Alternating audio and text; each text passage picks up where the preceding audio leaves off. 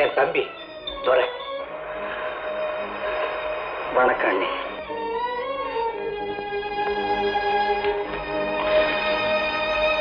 அண்ணா, உங்க நல்ல இருதயத்தை புரிஞ்சக்கூடிய சக்தி இங்க ஒருத்தரை கூட இல்லை. நீங்க செஞ்ச தியாகத்தை போற்றவோ புகழவோ இங்க யாருமே இல்லை. மாப்பிள்ளை கோலத்துல வந்திருக்கீங்க. உங்களை வரவேற்கிறதுக்கு மங்கள ஒலியோ மகிழ்ச்சி நிறைஞ்ச உள்ளங்களோ எதுவுமே இங்க இல்லை. அது நீங்க செஞ்ச பாவம். வாங்க உள்ள வாங்கண்ணா. உள்ள வாங்க வாண்ணா.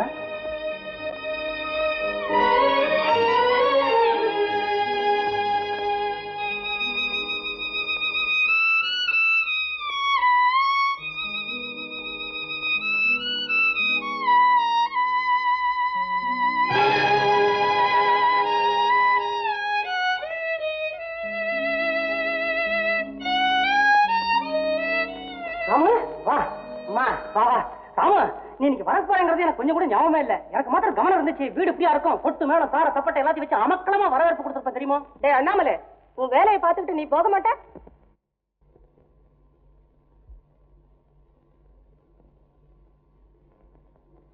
அம்மா, என்னம்மா இது?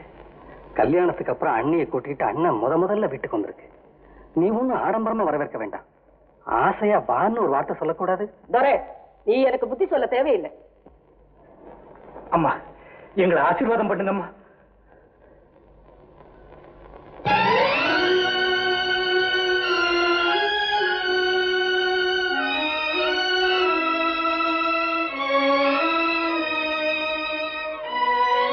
அண்ணா, பெத்த தாய் கொஞ்சம் கூட பாச உணர்ச்சி இல்லாம எப்படி இருதயம் இல்லாம நடந்துக்கிறாங்க பாத்தியா? இல்ல துரை, அம்மாவை எந்த குறையும் சொல்லாது. அவங்க ஆசீர்வாதம் கூட எனக்கு கிடைக்கல. அது நான் செய்த பாவம் தானே தவிர வேற ஒன்றும் இல்லை.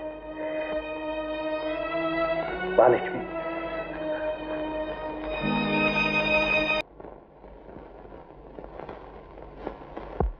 என்ன லட்சுமி அங்கே இருக்கிற? இனிமே நீதான் எனக்கு சாப்பாடு பரிமாறணும். போ, உள்ள போய் எல்லாம் கொண்டா. ஏன் பேசாம நிக்கிற? எனக்கு நீ சாப்பாடு பரிமாற மாட்டியா?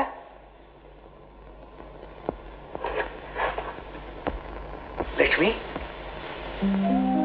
ஏன் அழற? அழவே, உள்ள வரக்கூடாதுன்னு அம்மா சொன்னதை நினைச்சுட்டு இருக்கியா? இதோ பாரு, பெரியவங்க அப்படித்தான் சொல்லுவாங்க. நாம அதெல்லாம் மனசுல வச்சுக்க கூடாது.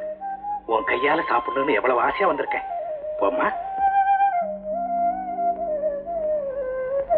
அம்மா கோச்சுப்பாங்களேன்னு பயப்படுறியா? அவங்க ரொம்ப நல்லவங்க. இந்த கோவமெல்லாம் 2 நாள்ல சரியா போயிடும். அப்புறம் உன் நல்ல குணத்தை பார்த்துட்டு என் மருமக போல உண்டா, என் மருமக போல உண்டான்னு ஊரெல்லாம் சொல்ல போறாங்க பாரு. அது மட்டும் இல்ல, ஒரு பொண்ணு மாமியார் பேச்ச தட்டி நடந்தா கூட கெட்ட பேர் ஏற்படாது. ஆனா புருஷன் பேச்ச கேட்கலன்னா உனக்கு தெரியுமில்ல. போம்மா, என்கிட்ட நல்ல பொண்ணுன்னு பேர் எடுக்கணும். எங்க பாப்போம்.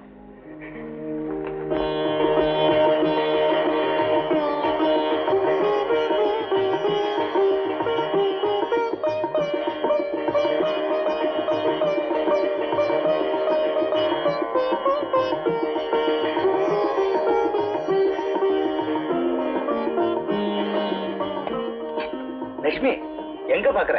தட்டு நிறைய சாதத்தை போட்டுக்கிட்டே இருந்தா பயத்துல இடம் வேண்டாம்.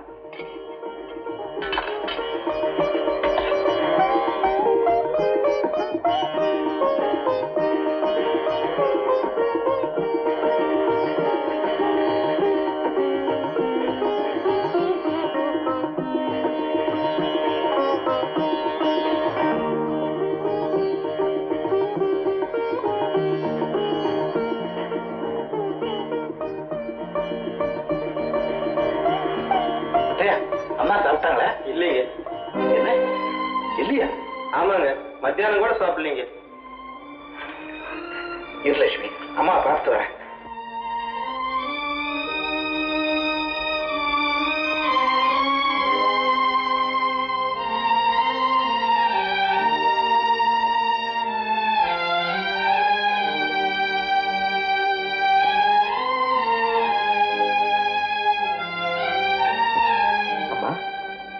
சாப்பிடலையம்மா?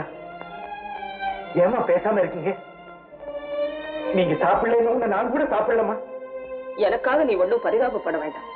எனக்காக நீ சாப்பிடாம உன் உடம்பு கெடுத்துக்க வேண்டாம். இப்படி சாப்பிடாம இருந்தா உங்க உடம்பு மட்டும் கெடாதம்மா. வாங்கம்மா, வந்து சாப்பிடுங்கம்மா. இல்ல ராமு, எனக்கு இஷ்டம் இல்லை. இப்படி ஏமா என்ன சித்திரவதை பண்றீங்க? நான் ஏதாவது தவறு செய்திருந்தா சொல்லுங்கம்மா. என் உத்தரவில்லாம அந்த பொண்ணை கல்யாணம் செய்துக்கிட்டு கூட்டிக்கிட்டு வந்ததே பெரிய தவறு. அம்மா, அந்த பொண்ணு இந்த வீட்டை விட்டு வெளியே போகணும். என்னம்மா அது? தெய்வம் அவளை பேச முடியாத ஊமையா படைச்சதுக்காக அவளுக்கு இவ்வளவு பெரிய தண்டனையை தரலாமா?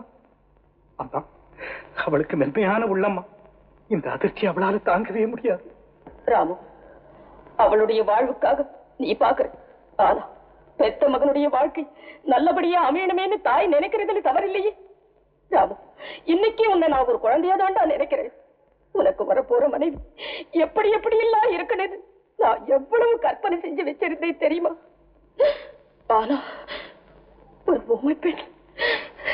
வேண்டாம் ராமு, வேண்டாம். அவனுக்கு மனைவியா வேண்டவே வேண்டாம். அம்மா, ஒரு புனிதமான பந்தத்தை இவ்வளவு சீக்கிரம் உடைச்சிருக்க முடியுமாம்மா? தாய் மகங்கிற சொந்தத்தை விட நேத்து ஏற்பட்ட உறவு பெருசுன்னு நீ நினைச்ச. நீ அவளோடையே வாழ்க்கை நடத்து. தாய அடியோட மறந்துடு. அம்மா, என்னம்மா சொல்றீங்க? நான் உங்களை மறக்கிறதா? ஆமராம், அவ இந்த வீட்டுல இருக்கிற வரைக்கும் சத்தியமா சொல்றேன், பச்சை தண்ணி கூட குடிக்க மாட்டேன்.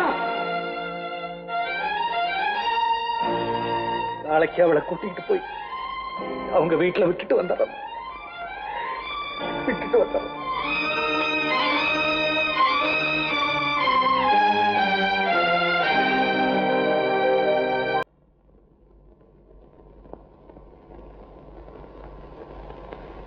அம்மா, அண்ணன் அண்ணி எங்க போயிருக்காங்க?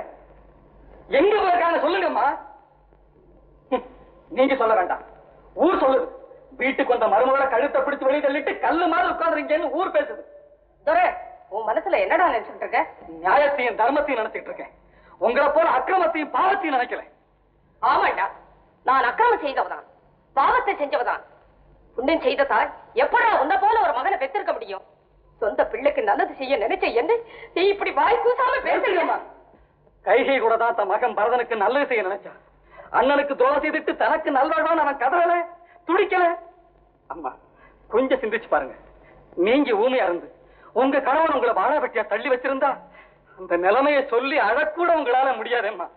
அவங்களும் உங்களை போல பெண் தானே. அம்மா, தாய்ங்கிற ஸ்தானம் தெய்வத்துக்கு சமானம். அந்த தெய்வமே இந்த கொடுமையை செஞ்சா அது தெய்வம் இல்லை.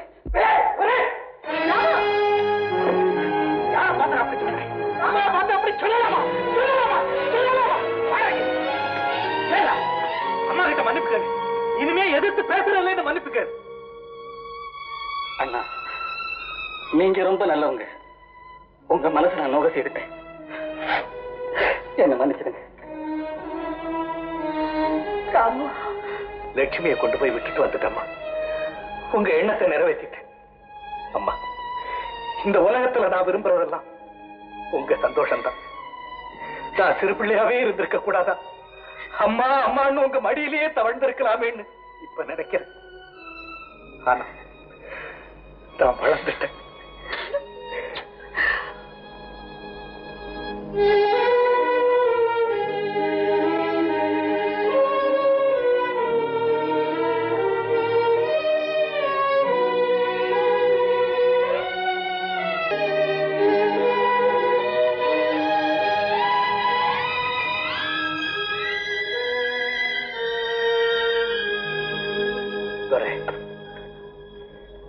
தம்பி, உணர்ச்சி வசப்பட்டு ஒன்னு அடிச்சுட்டேன்.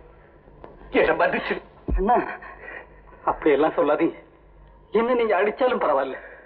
ஆனா என் மேல உங்களுக்கு இருக்க அன்பு என்னைக்கும் குறையாம இருந்தா அதுவே போதும் அண்ணா.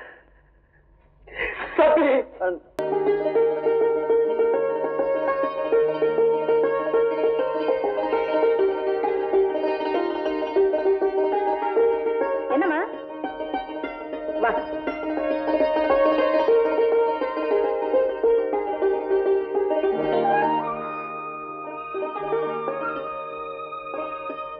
பார்வதி, பார்வதி, என்னம்மா? அப்பா, அப்பா, அப்பா.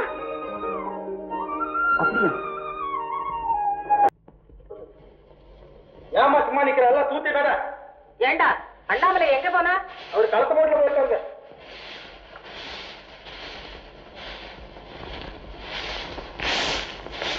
கும்பரானுங்க. யார பண்ணி? நம்ம பெரியசமா மாமனாரி சிதம்பரம் உள்ள காலம் ஆயிட்டாங்க. ஆமாங்க, இந்த தகவலை உங்ககிட்ட சீக்கிரம் சொல்லிட சொன்னாங்க. சரி, நீ போப்பா. கொஞ்சம் இரு. இந்தாப்பா, அவனுக்கு கொஞ்சம் நெல்லை கொடுத்து அனுப்பு. நான் உடனே புறப்படுறேன். நீ எதுக்காக அங்க போகணும்? என்னமா இப்படி சொல்றீங்க? இப்ப நம்ம போகல என்ன 4 பேர் தவறா நினைக்க மாட்டாங்களா? நான் யோசனை பண்ணி தான் சொல்றேன். நீ ஒண்ணும் அங்க போக வேண்டாம். அம்மா, நம்ம குடும்பத்துக்கு அவங்களுக்கு எவ்வளவோ மனக்கச போயிட்டு ஆனா இந்த மாதிரி நேரத்துல விட்டு கொடுக்கறது அவ்வளவு நல்லா இருக்காமா? எது நியாயம் எது அநியாயம்னு எனக்கு தெரியும். அவங்க தொடர்ப வேண்டான்னு நான் முடிவு செஞ்சதுக்கு அப்புறம் நான் எதை பத்தியும் கவலைப்படுறதா இல்ல. தீர்மானமா சொல்றேன், நாம யாரும் போக வேண்டிய அவசியம் இல்லை. எவ்வளவோ ஆசைகளை மனசுல வச்சுக்கிட்டு இருந்தாரம்மா. நீ வாழாம இந்த வீட்டுக்கு வந்ததுல இருந்து நிம்மதி இல்லாம துடிச்சு போடாது. ராத்திரியும் பகல் சதா உன்னெனப்புதாம்மா. சும்மா நினைச்சது என்ன பிரயோஜனம்? இந்த சமயத்துல நீங்க தானே திடமா இருக்கணும். உங்க குழந்தைகளுக்கு நீங்க ஆறுதல் சொல்றதை விட்டுட்டு நீங்களே இப்படி அழுதுகிட்டு இருந்தா. தம்பி, அவர் என்னை விட்டுட்டு போனதுல இருந்து நானும் அனாதையாயிட்டேன். நான் யாருக்கு தம்பி ஆறுதல் சொல்ல முடியும்? 2 பொண்களை என்கிட்ட ஒப்படைச்சிட்டு போயிட்டாரு. இந்த பொறுப்பை நான் எப்படி தம்பி சுமக்க போறேன்? இனிமே எங்களுக்கு யாரு தம்பி தோண? ஏன் நாங்கள்லாம் இல்லையா? உங்களை எப்படி ஆதரவு இல்லாமல விட்டுடுவோம்? ஏதோ எங்க குடும்பத்தில் நீங்க சம்பந்தம் செஞ்சதுல இருந்தே உங்களுக்கு எவ்வளவோ துன்பம் ஏற்பட்டு போச்சு. ஆனா உண்மையா சொல்றேன், இதுக்கெல்லாம் ஒரு நல்ல முடிவு ஏற்படாம போகாது. நல்ல முடிவு? எங்க குடும்பமே பூண்டோடு அழிஞ்ச பிறகுதான் எந்த முடிவும் ஏற்படும். என்னதான் எங்க மேல விரோதம் இருந்தா இப்படி சாவக்கூடவா தள்ளி வைக்கணும்? மாப்பிள்ளைங்கிற கடமைக்காக கூட வர வேண்டாம். உங்க அண்ணனுக்கு ஈவு இறக்கும் பச்சாதாமங்கிற மனித உணர்ச்சி கூட. அண்ணி, அவ சொல்றதுல என்ன நீ தப்பு? புகுந்த வீட்டுல உங்களை உதாசீனப்படுத்தினதுதான் மாமா இறந்ததுக்கே காரணம். அவ செத்ததுக்கு எங்க அண்ணன் தான் பொறுப்புன்னு நானே சொல்றேன். அண்ணி, உங்க பண்பையும் பவித்திரமான எண்ணத்தையும் பாக்குறப்போ என் தாயை விட நீங்க தான் எனக்கு உயர்ந்தவங்க.